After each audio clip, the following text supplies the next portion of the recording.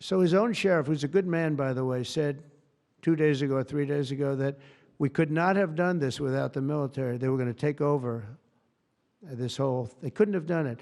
Now today they got him to change his tune. He said, oh, I think we could have handled it. You know, it's so sad. He was so honest. I was using his quote all over the place, and they got him to change. But he knows. Los Angeles would be right now burning to the ground, just like the houses burned to the ground. It's so sad what's going on in Los Angeles. I like Gavin. I've liked him always. He said I never called him. You know, they asked him a question on Fox, I guess. I never spoke to him. He doesn't remember the call. He doesn't remember. I never spoke. And then I produced a phone call.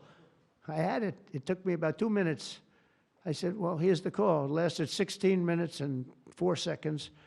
And it was at 12:30 in the evening.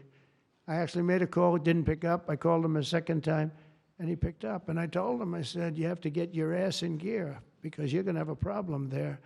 And he would have. If we didn't bring the military in, he would have had, you would have right now something. And I went through it because I follow the rules 100%. And I watched in Minnesota where you have the man who ran for vice president of the United States. Fortunately, he was a disaster. But he wouldn't call in the National Guard. And I eventually called in the National Guard, but it was seven days late. I said, I'll never do that again. I'm never going to, if I see problems brewing, if they're not going to do the problem, I'm not going to wait 2 weeks. Because that city, Minneapolis, burned down.